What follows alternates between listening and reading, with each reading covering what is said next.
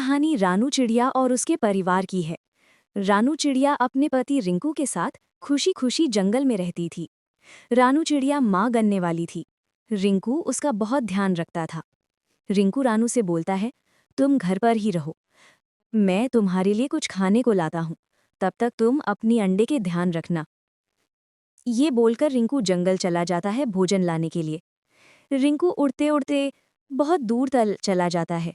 उसको एक जंगल में सेब का पेड़ दिखता है। रिंकू उड़ते उड़ते पेड़ के पास पहुंचता है।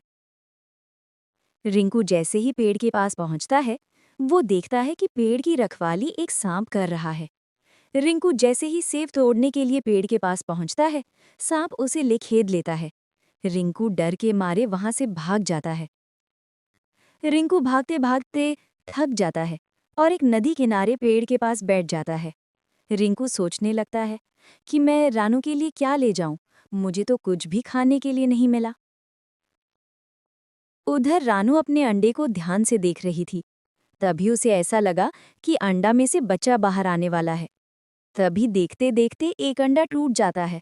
उसमें से एक प्यारी सी छोटी सी एक चिड़िया निकलती है। तभी दूसरा अंडा भी टूट जाता है। उसमें से भी सुंदर एक चिड़िया निकलती है। दोनों चिड़िया निकलते ही बोलने लगती है, माँ माँ। रानू बोलती है, मेरे दोनों बच्चे कितने सुंदर हैं। रानू दोनों का नाम रखती है।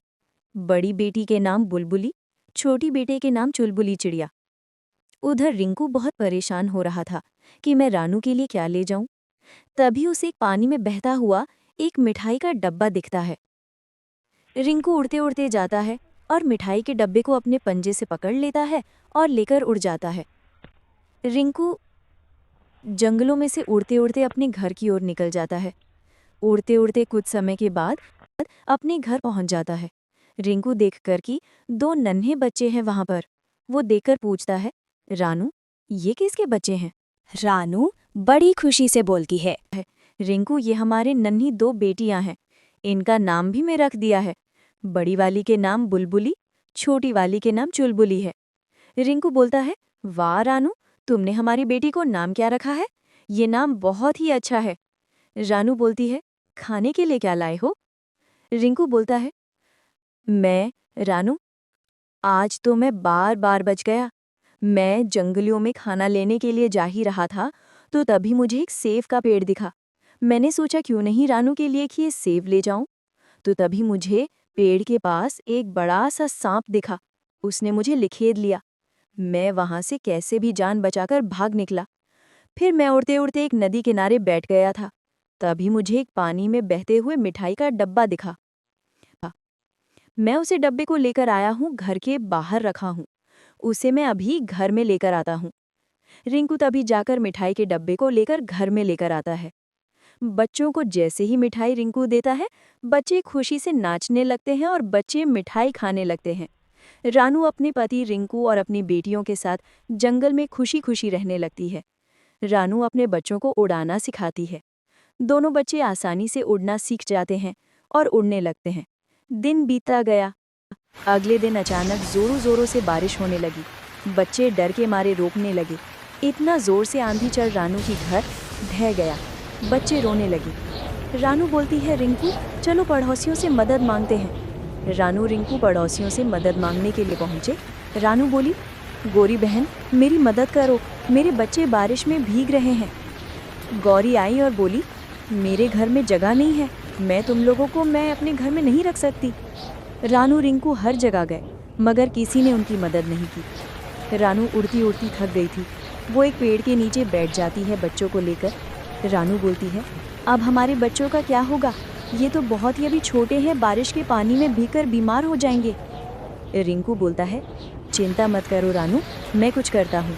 तभी रिंकू को उसके पास के झाड़ी में एक फुलौने का पॉकेट दिखता है। रिंकू वो पॉकेट को ले आता है। रिंकू बोलता है, रानू, अब तुम चिंता मत करो, मैं फुलौने का घर बनाऊंगा। रिंकू बोलता है, रानू, तुम बच्चों को लेकर यहीं पेड़ के पास बैठो, मैं कुछ लकड़ी लेकर आता हूँ। ये बोलकर रिंकू चला जाता है। कुछ समय के बाद कुछ लकड़ी लेकर उड़ते हुए आता है। रिंकू लकड़ी को ज़मीन में गाड़ देता है। लकड़ी को ज़मीन में गाड़ने के बाद गुब्बारे को फुलाकर लकड़ी में बांध देता है। कुछ समय के बाद सारे गुब्बारे घरों पर बांध देता है। उनका एक सुंदर गुब्बारे का घर बनाकर तैयार हो जाता है। रानू अपने बच्चों को लेकर घरों में जाती है। वो देखी है कि बारिश के पानी एक बूंद भी घर में नहीं आ रहा है। रानू बोलती है, आपने तो बहुत ही बढ़िया सा घर बना दिया। ये तो एक बूंद भी पानी बारिश का नहीं आ रहा है। रिंकू बोलता है, बनाया किसने है? मेरा आइडिया काम आ गया ना नू। रानू रिंकू अपने बच्चों के साथ शांति से रात गुजारते हैं। सुबह होते ही देखते हैं कि अभी तक से बारिश नहीं खुला हुआ था। बारिश के पानी से जंगलों में बाढ़ आ गया था। सभी पक्षियों के घर ढककर बिखर गया था।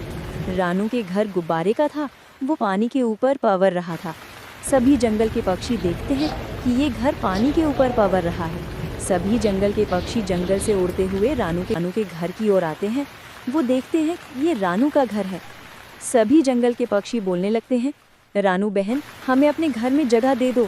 हमारे बच्चे बारिश से भीग रहे हैं, वो बहुत ही रो रहे हैं।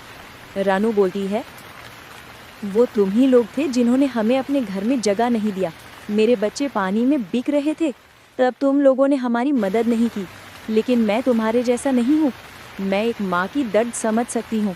सभी लोग मेरे घर में आ जाओ, मेरे घर में बहुत ही जगह है।